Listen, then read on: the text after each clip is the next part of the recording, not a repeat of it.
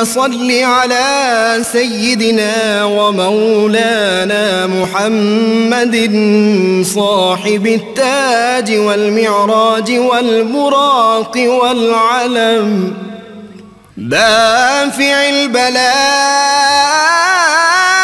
والوباء والقحط والمرض والألم اسمه مكتوب مرفوع مشفوع منقوش في اللوح والقلم سيد العرب والعجم اسمه مقدس معطر مطهر منور في البيت والحرم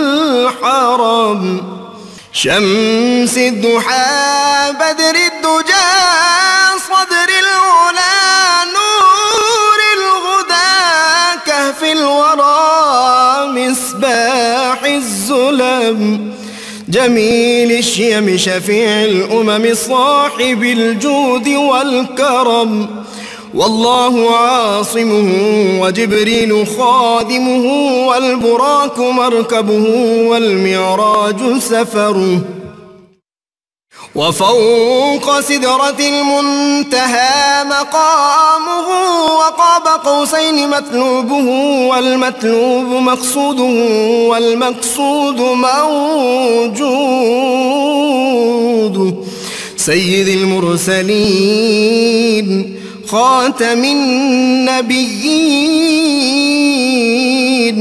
شفيع المذنبين أنيس الغريبين رحمة للعالمين راحة العاشقين مراد المشتاقين شمس العارفين سراج السالكين مصباح المقربين محب الفقراء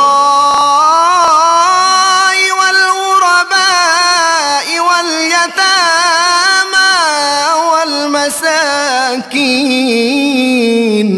سيد الثقلين نبي الحرمين إمام القبلتين وسيلتنا في الدارين صاحب قاب قوسين محبوب رب المشرقين ورب المغربين جد الحسن والحسين مولانا ومولى الثقلين سيدنا أبي القاسم محمد بن عبد الله نور من نور الله يا أيها المشتاقون بنور جماله بلغ العلا بكماله كشف الدجى بجماله حصلت جميع خصاله صلوا عليه وآله وأصحابه وسلموا تسليما اللهم صل على سيدنا بسم اللہ الرحمن الرحیم۔ السلام علیکم ناظرین، پروگرام صبح نور کے ساتھ آپ کا میزبان نذیر احمد غازی حاضر ہے۔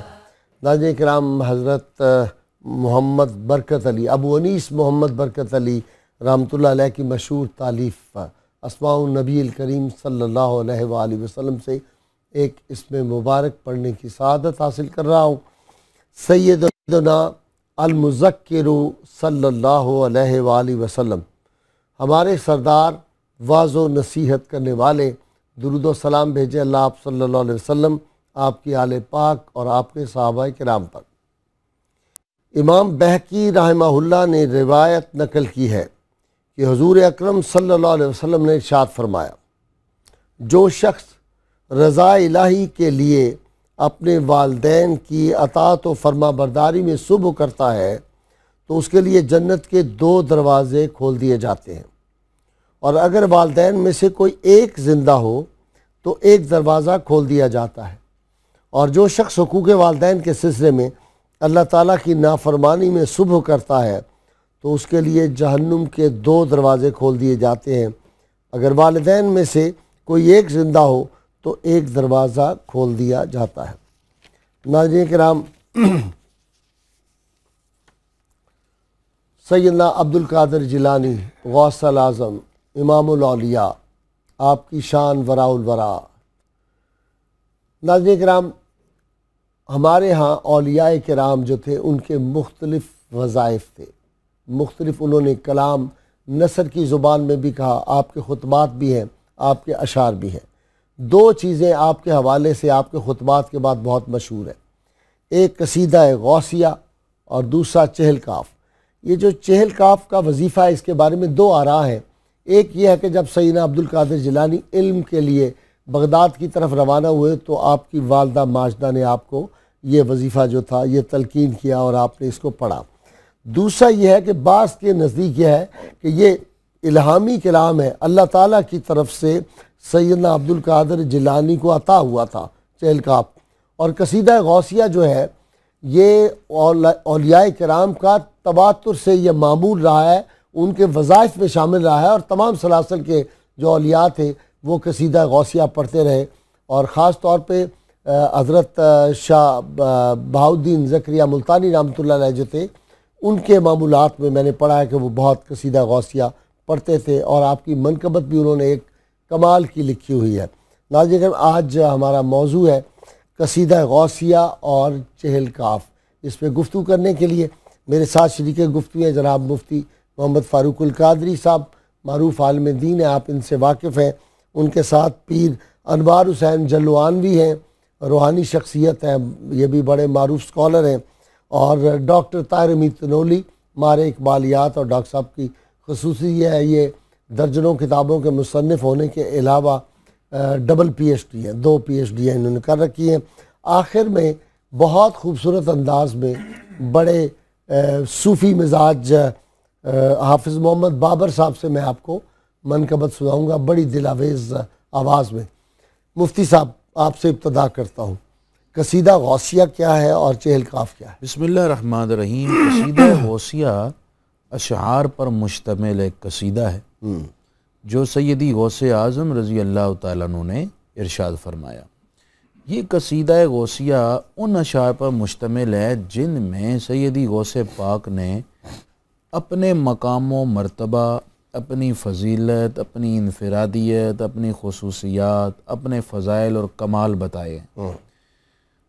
سطحی ذہن رکھنے والا بندہ یہ سوچتا ہے کہ ایک شخص اپنے منہ سے اپنی تعریف کرے تو بڑا مناسب اعلیٰ نہیں آپ نے لگتا، بات کی ہے۔ ہاں، لیکن اس قصیدے کے بارے میں اولیاء کے ہاں ایک بات معروف ہے اور سیدی غوث اعظم سے خود ثابت ہے۔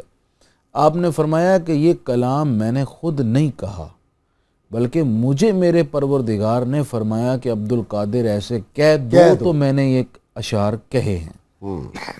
تو اس سے آپ 2 طرح سے اندازہ لگائیے۔ ایک تو سیدی غوث اعظم کے فضائل اللہ چاہتا ہے کہ مخلوق کو پتہ چلے کیا ہے۔ دوسری بات یہ کہ ان کلمات کے اندر کیا برکت اور تاثیر ہوگی جو اللہ تعالیٰ کی جانب سے حکم ہوا کہ آپ لوگوں کو بتائیں۔ مفتی صاحب، اس کا حدیث سے بھی ہمیں اشارہ ملتا ہے کہ اللہ تعالیٰ جب کسی شخص سے محبت کرنی شروع کرتے ہیں تو عرش اعظم پہ ملائکہ کو کہتے ہیں میں اس سے محبت کرتا ہوں، تم بھی اس سے محبت کرو، اور جا کے دنیا میں لوگوں کو اعلان کر دو کہ ہم اس سے محبت کرتے ہیں۔ محبت پھیلا دیا۔ حدیث سے بھی یہ ملتا ان ہے۔ الذین آمنوا وعملوا الصالحات سیجعل لهم الرحمن ودا۔ جو اللہ کے بن گئے، اللہ فرماتا ہے کہ میں ان کی محبت زمین میں لوگوں کے دلوں میں ڈال دوں گا۔ سیدی غوث اعظم کا جو یہ قصیدہ غوثیہ ہے، اس کو اس کی انفرادیت کی وجہ سے اولیاء نے اپنایا، شیخ محقق نے اس کو اپنے وظیفے میں رکھا، سلسلہ عالیہ قادریہ کے تو تمام مشائخ کے وظیفے میں یہ ہے۔ ایک بات بڑی دلچسپ میں عرض کر دوں، علم کی دنیا سے تعلق رکھنے والے جانتے ہیں کہ دنیا علم میں علوم و فنون کے بادشاہ ایک علامہ عبدالحکیم سیال کوٹی رحمہ اللہ، بہت جن کی فنون پر مشتمل کتب اس وقت بھی درس نظامی اور عالم کورس میں پڑھائی جاتی ہیں۔ آپ کو اس قصیدے پر ذرا شک گزرا اس کے کسی ایک شعر پر، تو کہ یہ سیدی غوث پاک یہ نہیں کہہ سکتے، اگر یہ کہا ہے تو اس کا مطلب نہیں سمجھ آتا، کچھ ان ذہن میں وسوسے آئے تو سیدی شیخ عبد القادر جیلانی نے ان کا سارا علم سلب کر لیا. اللہ. اور یہ بالکل کورے کاغذ کی طرح ہو گئے, پریشان خاطر, ادھر جائیں ادھر جائیں, ایسے لگے جیسے علم کی عین سے بھی واقف نہیں ہیں. تو پھر یہ بعد میں انہوں نے داتا صاحب آ کر معافی مانگی اور سیدی غوث اعظم رضی اللہ تعالیٰ عنہ نے پھر ان کو ان کا علم واپس عطا کیا. تو اس سے یہ معلوم ہوا کہ یہ بڑا سینسٹیو حساس کلام ہے قصیدہ غوثیہ, اور اس کی برکت بھی اس کی حساسیت کے ساتھ ظاہر ہو جاتی ہے. سبحان اللہ. بابا جی, پیر صاحب, کوئی آپ کے اشعار میں سے کوئی جو قصیدہ غوثیہ کا ہے, ذرا اس پہ روشنی ڈالیں. حضرت سیدنا غوث اعظم پاک نے, سید عبد القادر جیلانی نے, جو اللہ تعالیٰ نے ان کے دل پر اسرار اور رموز اور حقائق اور دقائق کی بارش فرمائی, اس کا اظہار فرما رہے ہیں کہ بلاؤ القیت سری, یعنی یہ اگر میں اپنا راز جو اس سر الاسرار ذات پاک نے مجھے عطا فرمایا ہے, ولو القیت سری فوق میتن لقام بقدرت المولا تعالی, اپنا راز میں بیان کروں تو مردے پر اگر میں ڈالوں اس کے سامنے اپنا راز بیان کروں تو اللہ تعالیٰ کی قدرت سے وہ زندہ ہو جائے. قدرت خدا تعالیٰ کی ہے جو اس نے مجھے اسرار سے نوازا ہے. اور فرماتے ہیں کہ اگر میں اس راز کو پہاڑ پر نازل کروں, پہاڑ پر بیان کروں تو وہ پہاڑ ریزہ ریزہ ہو جائے. اگر میں پانی پر وہ راز بیان کروں تو وہ پانی خشک ہو جائے. پہاڑ پر نازل کروں, قرآن پاک کا فرمان ہے, بلو انزلنا ھذا القرآن لرأیتہ خاشعا متصدعا من خشیۃ اللہ. اور انسان کامل اور ولی اکمل جو ہے وہ تو یہ راز کسی کو نہیں معلوم کہ مومن قاری نظر آتا ہے, حقیقت میں ہے قرآن. آپ نے میرے منہ سے آج شعر چھین لیا ہے, میں نے چھیننے نہیں دیا کسی کو کبھی. ہاں جی, نہیں چھیننے دیا, نہیں, آج آپ نے چھین لیا ہے, یہ بھی آپ کی کرامت ہے. سامنے بیٹھ کے دل میں پڑھنے لگا تھا, سامنے بیٹھ کے دل کو چرائے کوئی, ایسی چوری کا خاک پتہ لگائے کوئی. سبحان اللہ. تو جناب وہ راز جو خدا تعالیٰ نے حضور غوث پاک کو عطا فرمائے ہیں وہ اسرار ہیں, رموز ہیں. بلکہ حضور کا فرمان ہے, بزرگ فرماتے ہیں, الانسان سری وانا سرہ, انسان میرا راز ہے اور میں انسان کا راز ہوں. تو جو راز اللہ تعالیٰ کے جس کے دل میں متمکن ہو جاتے ہیں اس سے یہ کرامات کا ظہور ہونا. شیخ اکبر تو یہاں تک کہہ دیتے ہیں کہ کشف الرجال الکشف حیض الرجال والکرامت و نفاس الرجال, یہ تو اس کو چھپایا جاتا ہے, لیکن یہ بلوغت کی بھی علامت ہے کہ جس وقت کوئی ولی کامل بزرگ اللہ تعالیٰ اس کو اپنے اثرات سے بہرور ہوتا ہے تو یہ کرامات و اولیاء اللہ حق. ڈاکٹر تنولی صاحب, ان الذین قالوا ربنا اللہ ثم استقاموا تتنزل علیہم الملائکہ. سبحان اللہ. بھائی صاحب قبلہ, آج آپ نے بڑا ہی پراسرار قسم کا موضوع رکھ لیا ہے. کیونکہ عام طور پہ ہوتا یہ ہے کہ مشائخ اورات کو پڑھتے ہیں اور بڑے جس کو کہتے ہیں نا صدری نسخے کے طور پہ اپنے مریدین کو تلقین کرتے ہیں, اور میں سمجھتا ہوں شاید کوئی حکمت ہے جس کے تحت یہ پروگرام مرتب ہو گیا اور یہ موضوع بن گیا. تنولی صاحب, ایک واقعہ میرے ذہن میں بہت دلچسپ آ گیا ہے کہ ابو علی سینا, ایبیسینیا جس کو کہتے ہیں, اور اتنا زبردست حکیم اور ڈاکٹر, فلسفی, بڑا نام ابو علی سینا کا ہے تاریخ اسلام. یہ جب ابو بکر شبلی کی بارگاہ میں گئے تو انہوں نے کہا جی یہ وظائف کیا ہوتے ہیں, یہ لوگ پڑھتے ہیں, آپ کہتے ہیں اللہ اللہ کا ذکر کرو, اور دیگر اذکار بھی آپ کہتے ہیں, ان کی کیا تاثیر ہوگی؟ تو اور لمبا واقعہ میں مختصر کر رہا ہوں. انہوں نے کہا مثلا آگ میں کہوں, برف کہوں تو کیا آگ سے آگ لگ جائے گی, برف کہنے سے ٹھنڈک آئے گی؟ تو آپ نے تھوڑی دیر خاموشی اختیار فرما کے بڑے زور سے کہا کہ تم گدھے ہو. تو ان کا بلڈ پریشر اپ ہو گیا اور چہرہ کی رنگت تبدیل ہو گئی, سرخ ہو گیا غصے سے. انہوں نے کہا آپ نے میری توہین کر دی تھے, سخت لفظ آپ نے مجھے فرمائے. تو آپ نے فرمایا لفظ گدھے کی تاثیر تم تک پہنچی ہے تو اللہ تعالیٰ کے جو اس میں پاک ہے اس کی, اور یہ جو بزرگان دین کے اذکار ہوتے ہیں ان کی تاثیر تم نہیں سمجھ سکتے. اچھا ڈاکٹر صاحب, یہ بھی ہوتا ہے کہ جو بزرگ کسی کو ودیت کرتا ہے نا وظیفہ, اس کی تاثیر اصل میں اس میں آ جاتی ہے.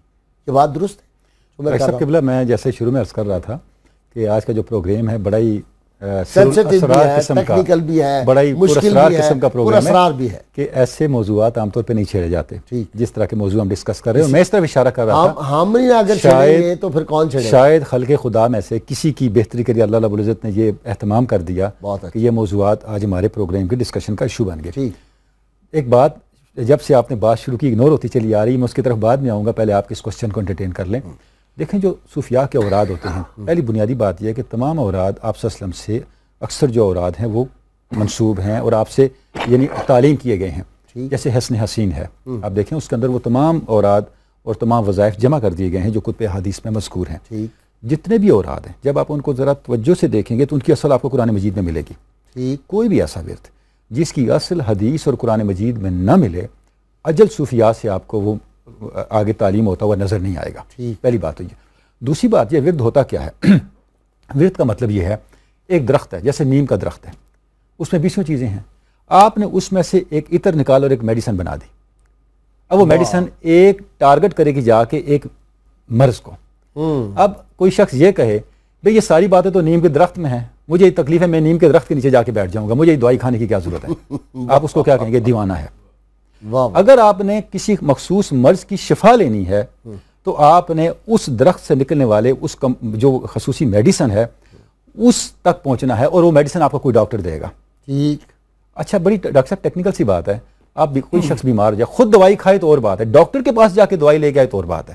نہیں, میڈیکل سٹور ہے, آٹومیٹکلی وہاں 2000 دوائیاں پڑی ہوئی ہیں, تو میڈیکل سٹور والا خود ہی شروع ہو جائے, جانتا ہے کہ یہ دوائی, وہ کہے میں آج یہ دوائیاں کھانی شروع کر دیتا ہوں. وہ نہیں, وہ کسی کو دوائی دے تو کیوں نہیں آرام سے, کسی کو کیوں دیتا ہے, خود بیٹھا خود ہی شروع ہو جائے کہ میں خود بہت بڑا سپرمین بن جاؤں, تو وہ قبر میں پہنچے گا. عرض یہ ہے صوفیاء یہ کرتے ہیں کہ وہ جو عطر ہے تعلیمات قرآن و حدیث کا تعلق ہمارے روحانی بدن کی کسی نہ کسی بیماری کے ساتھ ہے, اس کو وہ کمپائل کر کے آپ کو ایکسٹریکٹ کر کے آپ کو دے دیتے ہیں. یہ دلوں کے روح کے طبیب, جب آپ اس طبیب کی ہدایات اور پرہیز کے مطابق دونوں چیزیں ہیں استعمال کرتے ہیں تو آپ کو شفا ہوتی ہے. یہ اوراد اور وظائف کا بنیادی. میں نے یہ سوال ڈاکٹر محمد امید اللہ مرحوم سے پوچھا, پیرس میں گیا تھا ان کے گھر پہ انٹرویو کرنے, تو انہوں نے کہا میں اس پہ کوئی آرگومنٹس نہیں کرتا, بھائی اتنا کہتا ہوں کہ مجھے جو بزرگوں نے وظائف بتائے تھے میں تو پچھلے 70 برس سے ان کو پڑھ رہا ہوں, مجھے بہت فائدہ ہی ہو رہا ہے.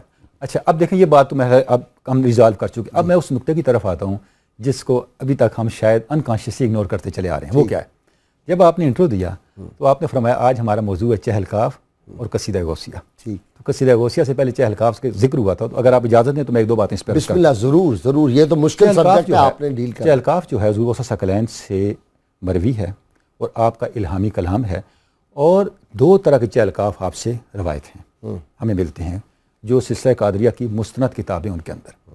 ایک چہل کاف وہ ہے جو کفایت والے کاف سے لکھا جاتا ہے, ٹھیک ہے, اور ایک چہل کاف وہ ہے جو تقدیر والے کاف کے ساتھ لکھا جاتا ہے. اچھا, اس کا مجھے نہیں پتا. اچھا, میں یہی پڑھا ہوا ہے. جی. اب یہ جو تقدیر والے کاف سے چہل کاف لکھا جاتا ہے, یہ بھی جو سلسلہ قادریہ کی مستند کتابیں ان میں آپ کو ملے گا. مثلا حضرت خواجہ عبدالرحمن چھوروی علیہ رحمہ کی جو کتاب ہے مجموعہ صلوات الرسول, اس کے 9 چیپٹر میں یہ چہل کاف پورا موجود ہے. اچھا, آج کے اگر دور میں لکھیں تو حضور سید طاہر علاء الدین علیہ رحمہ کی کتاب تذکرہ قادریہ, اس میں بھی وہ چہل کاف موجود ہے. جی ہاں, انہوں نے لکھا. اب اس کا بلکہ اس کے ایک لفظ کو لے کے انہوں نے آگے اس کو بطور وظیفہ بھی بتایا. اچھا, اب اس فلاں بیماری کے لیے وہ چیز نہیں, وہ قصیدہ غوثیہ کا. اچھا, وہ رہ گیا. اب ہم اس چہل کاف پہ آ جاتے ہیں جو بہت معروف ہے. ہم نے مشائخ سے یہ سنا ہے کہ یہ جو چہل کاف ہے کفایت والا, یہ فی الاصل حضور غوث ثقلین کا الہامی کلام ہے اور قرآن مجید کی ایک آیہ مبارکہ کا جواب ہے. اچھا, وہ کون سی قرآن مجید کی آیہ مبارکہ؟ وہ آیہ مبارکہ یکفیکہم اللہ, وہ نہیں, وہ آیہ مبارکہ کیا ہے؟ اچھا, وہ سورہ زمر ہے, الیس اللہ بکافٍ عبدہ, کہ اللہ اپنے بندے کے لیے کافی نہیں ہے. یعنی بندہ مومن کے اندر اللہ کی کفایت پہ یقین پیدا کرنے کے لیے ارشاد فرمایا جا رہا ہے, کیا بندہ مومن کے لیے اللہ کافی نہیں ہے؟ جیسے یہ آیہ مبارکہ حضور غوث ثقلین کے سامنے آئی, آپ نے فرمایا کفاک ربک کم یکفیک واقفتن, تیرے لیے وہ رب کافی ہے جس کا کافی ہونا اتنا کافی ہے کہ اس کی کوئی مثال نہیں ہو سکتی. کفاک ربک کم یکفیک واقفتن کفکافھا ککمین کان من کالکا, اس کا کافی ہونا ایسے ہے جیسے شیر اپنے شکار کو پنجہ مار کے پکڑ لیتا ہے, جس کا ترجمہ ہے تکرر کرن ککرل کرے فی کا بدی, تکرر کرن کرل کر فی کا بدی تجلا مشکشکتن کلکلکن لکا کا، کہ جب اللہ کی تائید آتی ہے تو وہ دشمن کے جگر کے اندر وہ اس طرح پھرتا ہے، اللہ کی تائید اس کو اس طرح گرفت کرتی ہے جس طرح رسی کو بل دیا جاتا ہے۔ واہ واہ، اور اللہ کی تائید اور اللہ کی کفایت ستارے کی طرح چمکتی ہے۔ کمین کانا میں کفا کا ماں بھی کفا کا ماں بھی کفا کل کاف قربت ہو یا کوکبن کانا تحقی کوکب الفلک۔ اب کوکبن سے کیا مراد ہے؟ کوکب کہتے ہیں ستارے کو، اور یہاں حضور صلی اللہ علیہ وسلم اپنے دل کو خطاب فرما رہے ہیں، فرماتے ہیں میرے دل کے ستارے تیرے لیے اللہ کی تائید کافی ہے، تو چمکتا رہے، اللہ کی تائید کے یقین سے چمکتا رہے۔ یا کوکبن کانا تحقی کوکب الفلک، جس طرح آسمان کا ستارہ چمکتا ہے۔ اب یہ جو 4 مصرے ہیں، 3 اشعار ہیں، یہ سارے کے سارے اللہ کے کافی ہونے کے اوپر ایک طرح کا انشراح ہے، ایک طرح کا تیقن ہے۔ اس سے بڑی توحید کیا ہو سکتی ہے؟ جو قرآن مجید کی اس آیت کے تسلسل میں، اچھا اب اس کے تسلسل میں دیکھیں، حضور صلی اللہ علیہ وسلم سے ایک اور وظیفہ بھی مروی ہے جس کو ہفت کافی کہتے ہیں، اللہ الکافی وکثرت الکافی ووجدت الکافی ولکل الکافی وکفان الکافی ونعم الکافی واول کافی وللہ الحمد۔ اور یہ بھی حضور خواجہ عبد الرحمن چھوروی علیہ الرحمہ نے اپنے مجموعہ صلاۃ الرسول شریف میں بھی شامل کیا ہے، اور پھر میں عرض کروں گا سینہ طاہر علاء الدین علیہ الرحمہ نے اپنے تذکرہ قادریہ میں بھی اس کو شامل کیا ہے۔ تو اب اس کا آخری میں جو جس طرح اشارہ کرنا چاہوں گا، جس کا آپ نے بھی بار بار ذکر فرما دیا، وہ ہے توحید۔ مجھے بریک لینی ہے اور میں آپ کے پاس آؤں گا مفتی صاحب اور پیر صاحب سے ہو کے، لیکن آج آپ کی ذات جو ہے یہ بھی ہم پہ، میری پاس تو پہلی دفعہ کھلی ہے، یہ پہلو جو تھا یہ چھپا ہوا تھا، مجھے سمجھ آ گئی آپ تذکیر کیسے کرتے، آج سب باتیں مجھے سمجھ آ رہی۔ ناظرین کرام ہمارے ساتھ رہیے گا، اور بڑی راز کا ہی آج کا موضوع ہے، سری باتیں ہیں، اور بندے بھی میں نے وہی آج بلائے ہوئے ہیں اسکالر، ہمارے ساتھ رہیے گا۔ اللہم صلی علی سید قصیدہ غوثیہ پہ پھر آ جاتے ہیں۔ جی بالکل۔ ایک بات میں عرض کر دوں، چہل کاف، چہل کا معنی ہے 40 کاف، 40 کاف، یعنی 3 شعروں میں سیدی غوث اعظم نے اپنی کرامت سے 40 مرتبہ کاف کو ذکر کیا ہے، اور ہر کاف ذو معنی ہے، اس کا خاص مقصد ہے، معنی ہے، مفہوم ہے، اور تینوں اشعار میں اللہ تعالیٰ کی ذات پر بھرپور بھروسہ، اعتماد، آخری درجہ توحید اور کا کمال، یقین ہے۔ توحید کا قصیدہ غوثیہ میں سیدی سرکار غوث اعظم کے تو ہر شعر کی ہی اپنی ایک اٹھان ہے، اور اس کے اندر ایک معانی کا جہان، سمندر تاثیر اور برکت کا سمندر ہے۔ آپ فرماتے ہیں مقامکم العلا جمع ولکن مقامی فوقکم ما زال علی، فرمایا کہ اے گروہ اولیاء، تم سب کا مقام بڑا بلند ہے، لیکن یہ مت سمجھنا کہ آپ سے اوپر کسی کا مقام نہیں ہے، میرا مقام آپ سب سے بلند و بالا ہے۔ آنا فی حضرت تقریبی وحدی، میں اللہ تعالیٰ کے حضور قرب کے جس منصب پر ہوں، گروہ اولیاء میں سے ایسی یکتائیت اور انفرادیت والا قرب کسی کو حاصل نہیں ہے۔ سبحان اللہ۔ یصرفونی وحسبی ذو الجلالی، اور میرا رب ہر لمحے میرے مرتبے کو ترقی بھی دیتا رہتا ہے۔ واہ، اعلیٰ نے کہا نا وَرَفَعْنَا لَكَ ذِكْرَكَ کا ہے سایہ تجھ پر، ہاں، سیدی غوث اعظم کے لیے شعر کہا ہے، واہ واہ واہ، بول بالا ہے تیرا، ذکر ہے اونچا تیرا۔ یہ اسی شعر سے ہی یہ مفہوم اخذ ہو جاتا ہے۔ ٹھیک۔ پھر سیدی غوث اعظم عرض کرنے لگے، فرمانے لگے ان البازی اشہب کل شیخ ومن ذا فی الرجال اعطی مثالی، فرمایا جس طرح آسمان میں پرندے اڑتے ہیں اور سب سے بلند پرواز ہوتی ہے باز شاہین کی، جو باز اشہب ہو، سب سے بلند پرواز جی جس کی ہو، فرمایا گروہ اولیاء میں ہر ولی کی روحانی آسمان پر ایک پرواز ہے، اور ان تمام پروازوں میں سب سے بلند پرواز جس کی ہے وہ میں شیخ عبد القادر جیلانی، کسانی خلعتم بطراز عزم وتوجنی بتیجان الکمالی، فرمایا اللہ کریم نے مجھے خلعت پہنائی جس میں عزم ہے، یقین ہے، اعتماد ہے، بھروسہ اور مستحکم ارادہ ہے، تو پھر کیا ہوا کہ اور میرے سر پر وتوجنی بتیجان الکمال، جو کمال کے تاج تھے وہ سارے کے سارے تاج میرے سر پر سجا دیے گئے ہیں، اس لیے کہ میرے سر پہ ان پہ، میری گردن پہ ان کا قدم ہے کہ وہ کمال حسن حضور ہے، کہ گمان نقص جہاں نہیں، یہی پھول خار سے دور ہے، یہی شمع ہے کہ دھواں نہیں۔ کلو ولی اللہ قدم و انی علی قدم النبی بدر الکمال۔ تھوڑی سی میں بات سمجھا دوں ناظرین کی آسانی کے لیے۔ بسم اللہ۔ ہر ولی کسی نبی کے نقش قدم پر ہوتا ہے، مطلب اس نبی کے قلبی انوار اس ولی کے قلب پر منتقل ہوتے ہیں، اور کچھ ذوق اور مزاجوں کا بھی مزاج بھی منتقل ہوتے ہیں، قلب کے انوار بھی، کیفیات بھی اس ولی پر سایہ فگن ہوتی ہے۔ یہ ہر ولی کی کسی نبی کے نقش قدم پر ہونے کا مطلب ہے۔ سیدی غوث اعظم کہتے ہیں میں حضور کے قدم پر ہوں، مطلب حضور کے قلب انور کے انوار کی تجلی سیدی غوث اعظم کے دل انور پر پڑتی ہے۔ تو جب آپ کے نقش قدم پر سیدی غوث اعظم ہیں تو پھر کیوں نہ ان کے سر پر تمام کمالوں کا تاج سجا دیا۔ کیا ہے جی؟ تیرا جمال بے نقاب، فقر جنید و با یزید، فقر جنید و با یزید، تیرا جمال بے نقاب۔ یہ ہے جو بات آپ فرمائیں۔ جی پیر صاحب۔ اللہ تعالیٰ اپنے انوارات کی تجلی جیسے رسول اکرم صلی اللہ علیہ وسلم کے دل کو اپنا مظہر بناتا ہے، اور حضور اکرم صلی اللہ علیہ وسلم اللہ تعالیٰ کے اسرار و رموز کے، بلکہ اسماء و صفات کے، بلکہ ذات کے مظہر اتم ہیں، ایسے ہی حضور سید الاولیاء غوث پاک رسول اکرم صلی اللہ علیہ وسلم کے اسرار کے مظہر ہیں۔ ٹھیک۔ حضور پاک کے انوارات و تجلیات اور اللہ تعالیٰ کے تجلیات جب آپ کے دل پر منکشف ہوتے ہیں تو پھر عالم یہ ہوتا ہے کہ کوئی چیز آپ سے پوشیدہ نہیں رہتی، بلکہ ایک مقام پہ ٹھہر جانا کسی ولی کا، جیسے ورفعنا لک ذکرہ کا ان کے پہلے وقت سے دوسرا وقت افضل ہے، ایسے ہی اولیاء کے مراتب اور مدارج بڑھتے رہتے ہیں۔ اچھا، یہ واقعہ جو تھا پیر میلی شاہ رحمۃ اللہ علیہ نے ایک دفعہ ایک شخص نے جھوٹے مدعی نبوت نے دعویٰ جو کیا تھا، تو اس کے ساتھ جب آپ کا وہ ہونے لگا تھا مناظرہ، تو آپ نے کہا تھا کہ یوں کرتے ہیں کہ چل کے تم بھی ایک قبر پہ کھڑے ہو جاتے ہیں، تم بھی ایک مردے کو زندہ ہو جائے، میں بھی اس کو کہتا ہوں۔ تو لوگوں نے بعض سوال کیا کہ یہ آپ نے اتنی بڑی بات کیا دی؟ انہوں نے کہا رات میں نے سیدنا عبدالقادر جیلانی سے اجازت لے لی۔ بلکہ حضور سید الاولیاء غوث پاک، ایک عیسائی اور مسلمان کا جھگڑا ہو رہا تھا۔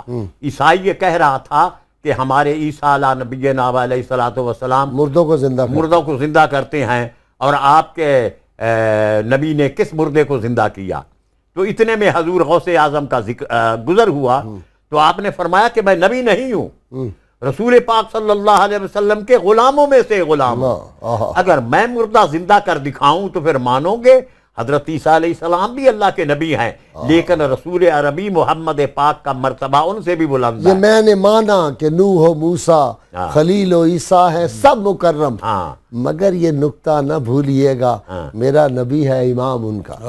بلکہ مجھے حضور غوث پاک کا جو حضور کی خدمت میں ادب کرتے ہیں اس کا ایک شعر یاد آ رہا ہے کہ آپ نے فرمایا کہ اگر میں یک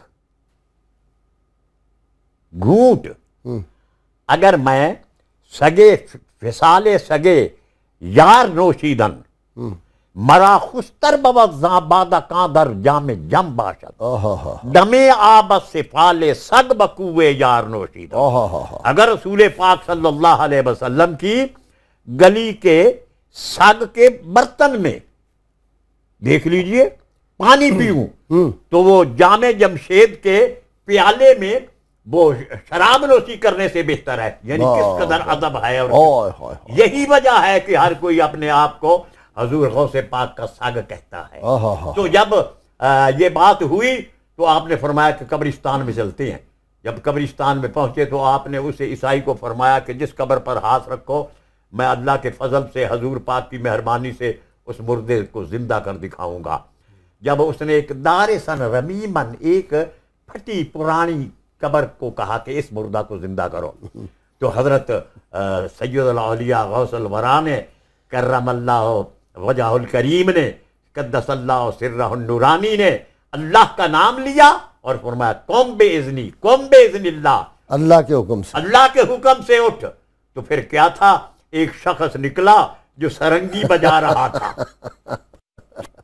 یعنی وہ اپنی زمانے میں وہ یہ کام کیا کرتا تھا، گویا تو تھا. آپ نے فرمایا اب بتاؤ میں حضور پاک صلی اللہ علیہ وسلم کی امت کا ایک ولی ہوں، اور میں اگر مردہ زندہ کر سکتا ہوں تو ہمارے مصطفیٰ کون مردے زندہ نہیں کر سکتے؟ مردہ زندہ کرنا کا ایک یہ بھی معنی ہے، جیسے حضور غوث پاک فرماتے ہیں کہ میں مردے کو زندہ کر دیتا ہوں، وَلَوْ أَلْقَيْتُ سِرِّي فَوْقَ بَيْتِ اللَّقَامَ بِقُدْرَتِ الْمَوْلَى تَعَالِي.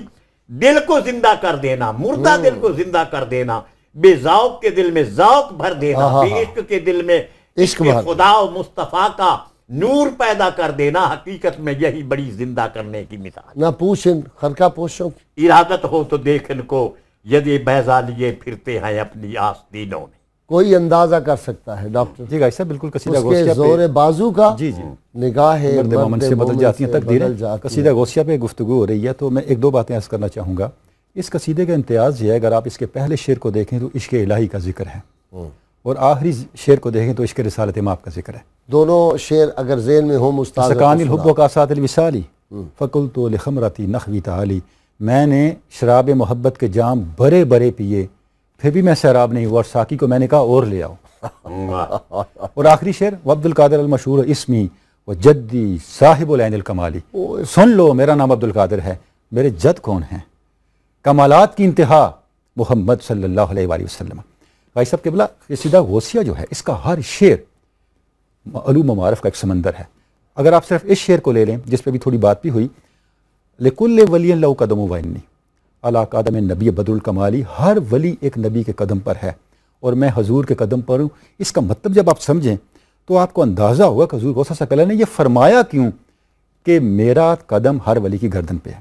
دیکھیں انسان کی جو شخصیت ہے، جب آپ ارتقاء کی طرف بڑھتے ہیں روحانیت کی طرف، تو آپ کی شخصیت کی 3 ڈائمنشنز ہیں جن میں سے کسی ایک ڈائمنشن کو امپروو کر کے آپ خدا تک جاتے ہیں. وہ کیا ہیں؟ ایک آپ کی فکر ہے، ایک آپ کا جذبہ ہے، اور ایک آپ کا عمل ہے.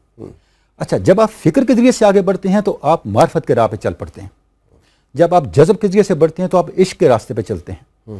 جب آپ عمل کے ذریعے سے بڑھتے ہیں، ارادے کے ذریعے سے بڑھتے ہیں، تو عمل کے راستے پہ چل پڑتے ہیں. یہ تینوں 3 انبیاء کا طریق ہے. ٹھیک. معرفت کا طریق ابراہیم علیہ السلام کا طریق ہے، اس کو نسبت ابراہیمی کہتے ہیں. عمل کا طریق موسیٰ علیہ السلام کا طریق ہے، اس کو نسبت موسوی کہتے ہیں. اور جذبے کا طریق، عشق کا طریق، یہ عیسیٰ علیہ السلام کا طریق ہے، اسے نسبت عیسوی کہتے ہیں. جتنے بھی صوفیاء ہیں یا تو وہ نسبت ابراہیمی پہ ہوں گے، یا نسبت عیسوی پہ ہوں گے، یا نسبت موسوی پہ ہوں گے. جب آپ ان تینوں کو جمع کرتے ہیں اسے نسبت محمدی کہتے ہیں. اسے نسبت محمدی کہتے ہیں. یعنی نسبت محمدی وہ ہے جو آپ کی پوری ذات کو سائملٹینیسلی آگے لے کے چلتا ہے. آپ کی پوری ذات کا سائملٹینیس ارتقاء ہوتا ہے، ڈیولپمنٹ ہوتی ہے. آپ کو شعور نبوت بھی ملتا ہے، اور آپ کو یعنی کہ شعور نبوت تو بہت بڑی چیز ہے، وہ صرف نبی کے ساتھ خاص ہے. یعنی آپ کو آپ سے شعور ذات ملتا ہے، شعور ذات ملتا ہے، تشکیل ذات ہوتی ہے، تکمیل ذات. وہی آپ کی ذات کا پہلو تشنا نہیں رہتا، ادھورا نہیں رہتا. حضور غوث ثقلین یہ فرما رہے ہیں، کوئی خدا تک نسبت عیسوی سے پہنچا، کوئی نسبت موسوی سے پہنچا، کوئی نسبت ابراہیمی سے پہنچا، میں نسبت محمدی سے پہنچا. یعنی آپ کی ذات، اس لیے آپ نے فرمایا کہ قصیدہ غوثیہ میں بھی ذکر ہوا، لیکن ایک اور جگہ پہ آپ نے فرمایا افلت شموس الاولین والشمسنا ابدن علی افق العلا لا تغربو. ہر ایک کی ولایت کا سورج طلوع ہوا، چمکا اور غروب ہو گیا. میرا سورج طلوع ہوا ہے، طلوع ہونے کے لیے ہوا ہے، اب اس نے طلوع رہنا ہے، اس نے کبھی غروب نہیں ہونا. کیونکہ یہ روشنی کہاں سے آ رہی ہے؟ کیا خبر کتنے تارے کھلے چھپ گئے، پر نہ ڈوبے نہ ڈوبا ہمارا نبی. سید عالمین صلی اللہ علیہ وسلم کے انوار ان کے سینے میں.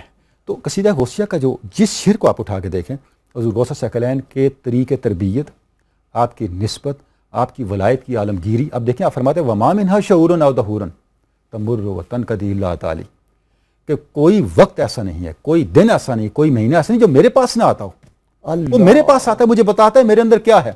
واہ واہ واہ. اچھا اب دیکھیں اتنا بڑا مقام ہے.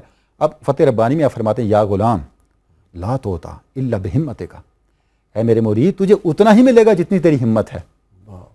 حضور غوث ثقلین کی ہمت اتنی بلند ہے، آپ کی بارگاہ رب العزت کی میں جانے کی پرواز اتنی اونچی ہے کہ آپ کے مقامات کا احاطہ نہیں کیا جا سکتا.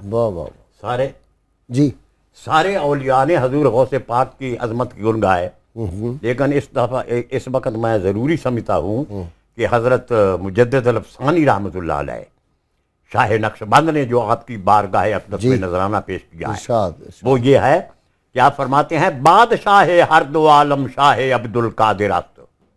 سید عبد القادر دونوں جہانوں کے بادشاہ ہیں.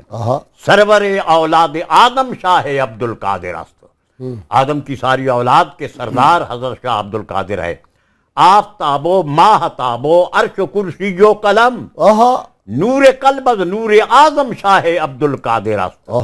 حضور سید عبد القادر عرش بھی ہیں، کرسی بھی ہیں، لوح بھی ہیں، بلکہ جو آپ کا جو قلب کا نور ہے وہ نور اعظم ہے. اور خود حضور غوث پاک نے فرمایا انا الشمس انا القلم انا اللہ وما منہا شہور او دہور تمر وطن کبھی اللہ تعالی. یہ خدا تعالیٰ کی دین سے اور حضور کی ذات میں فنا سے آپ کا یہ مقام ہے. واہ واہ واہ واہ. جی سیدی سرکار غوث پاک کے چند اشعار اسی قصیدہ کے. آپ نے ارشاد فرمایا بلاد اللہ ملکی تحت حکمی وقتی قبل قلبی قد صفالی. اولیاء کرام کو اللہ تعالیٰ جب ولی بناتا ہے تو یہ زمین و آسمان ان چیزوں کی حیثیت ہی کیا ہے، ان پر انہیں اقتدار بخش دیتا ہے. یہ ان پر ان کی حاکمیت اور بادشاہی کا اللہ تعالیٰ حکم جاری فرما دیتا ہے. تو سیدی غوث فرماتے ہیں کہ تمام اللہ کے شہروں کا اللہ کریم نے مجھے حاکم بنا دیا ہے. ان پر میری دسترس ہے، میری قدرت ہے اللہ کے اذن اور اس کے عطا سے. وقتی قبل قلبی قد صفالی. اور ہر پیدا ہونے والا شخص پیدائش کے بعد اس کو کمالات عطا کیے جاتے ہیں، اس کو عطائیں ہوتی ہیں.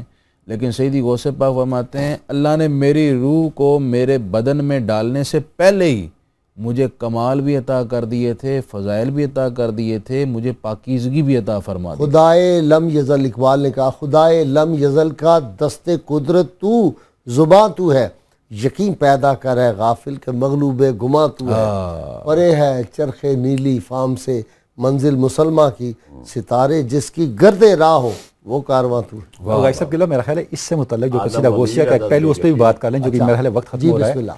اس میں ایک تعلیم بھی ہے ہمارے لیے. وہ کیا ہے کہ آپ نے اپنے مرید سے خطاب فرمایا ہے مریدی لا تخف اللہ ربی اتانی رفعتا نلت المنالی، لیکن ساتھ فرمایا مرید ہے کون؟ رجالی فی حواجرہم سیامن وفی ظلم اللیالی کاللوالی. میری نسبت کا دعویٰ کرنے میں وہ سچے ہیں جن کی راتیں اللہ کے حضور جاگتے ہوئے گزریں اور جن کے دن اللہ کی رضا کے لیے روزے سے گزریں. سبحان اللہ. وہ تعلیم جو ہے حضور غوث ثقلین کی وہ سراپا تقوی کی ہے، اپنی ہمت کو بلند رکھنے کی ہے، اپنی منزل صرف ذات حق کو بنانے کی ہے. ہمارے بھائیوں کی جائیدادوں پہ قبضہ اور آخر میں 11ویں شریف کا ختم کر دیں. میں جناب بڑا قادری ہوں اور آخر میں 11ویں شریف کی محفل سے جا رہے. یہ دھوکہ ہے، یہ حضور غوث ثقلین کی نسبت کی توہین ہے. اگر آپ کے دل میں حضور غوث ثقلین کی نسبت ہو اس کو قادری لکھنا چاہیے اپنے نام کے ساتھ. دیکھیں جی قادری کبھی گناہ پہ قادر ہی نہیں ہوتا. قادری اس کو کہتے ہیں جو صرف نیکی پہ قادر ہوتا ہے، اس سے گناہ کا صدور نہیں ہو سکتا. اگر اس سے گناہ کا صدور ہو رہا ہے تو اسے قادری ہونے کا دعویٰ نہیں کرنا. آپ کا بہت شکریہ پیر صاحب، آپ کا شکریہ مفتی صاحب، آپ کا بھی بہت شکریہ. ناظرین کرام مجھے مختصر سی بریک لینی ہے، ہمارے ساتھ رہیے. اللہم صلی علی سیدنا. کتاب الشفا سے نسخے کا وقت ہو گیا. جوڑوں کے درد کا علاج. جو شخص اپنے جوڑوں میں درد محسوس کرتا ہو تو وہ سورہ لقمان کی آیت نمبر 26 پڑھ کر اپنے ہاتھوں پر دم کر کے جوڑوں پر پھیر لے، انشاءاللہ بہت جلد شفا ہوگی. شرط یہ 11 مرتبہ کوئی بھی درود پاک جو آپ کو آتا ہو اول و آخر وہ ضرور پڑھیں اور یقین کو پڑھیں. ناظرین کرام اللہ کریم سے دعا ہے کہ وہ ہمیں اولیاء کرام کی تعلیمات پر عمل کرنے کی توفیق عطا فرمائے. اور جیسے ہماری ڈسکشن میں آیا کہ سیدنا عبد القادر جیلانی سارے شہروں کو اس طرح دیکھتے ہیں جیسے ہاتھ پہ رائی کا دانہ. تو دعا یہ ہے ان کی بارگاہ میں روح سیدنا عبد القادر جیلانی سے کہ خاص نظر کرم فرمائیں اور پاکستان کو کوئی اپنا سچا سچا غلام عطا فرما دیں جو دیانتدار ہو، اور ایسا نہ ہو جیسا آپ کے پاس بادشاہ لے کے آیا تھا عوام کے خزانے سے پیسے اور آپ نے یوں نچوڑا تو اس میں سے خون نکلا تھا. آپ نے کہا تم لوگ یہ جو حکمران ہوتے ہو یہ لوگوں کا مال لوٹتے ہو، یہ اصل میں لوگوں کا خون ہے ناجائز جو تم لے کے میرے پاس آتے ہو. تو اللہ تعالیٰ پاکستان کو دیانتدار حکمران عطا فرمائے. مجھے کل تک کے لیے اجازت. اور اب منقبت بہت خوبصورت آواز میں حافظ محمد بابر صاحب آپ کو سنائیں گے. جی بابر صاحب. نہ پہنچے تجھے اولیاء غوث اعظم، نہ پہنچے تجھے اولیاء غوث اعظم، تیری شان سب سے جدا غوث اعظم، نہ پہنچے تجھے۔ ظہور جلال حسین ابن زہرا،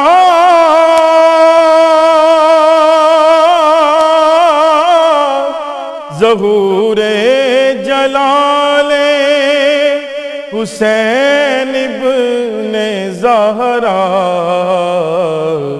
شبیہ حسن مجتبی غوث اعظم، شبیہ حسن مجتبی غوث اعظم، تیری شان سب سے جدا غوث اعظم، نہ پہنچے تجھے۔ رسولوں کے انداز نبیوں کے تیور،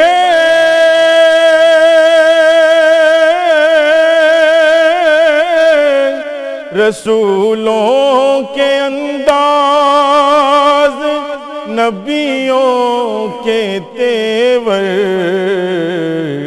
ودیعت ہوئے تجھ کو یا غوث اعظم، ودیعت ہوئے تجھ کو یا غوث اعظم، تیری شان سب سے جدا غوث اعظم، تیری شان نہ کیوں حل ہو مشکل سے مشکل مسائل،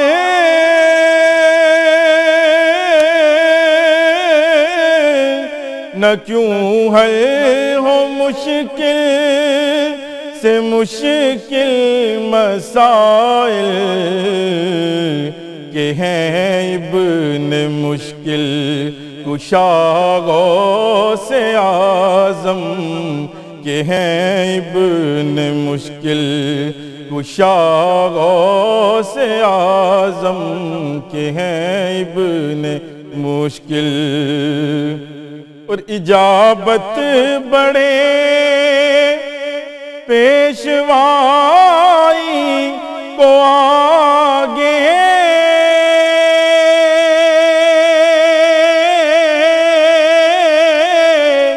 اجابت بڑھے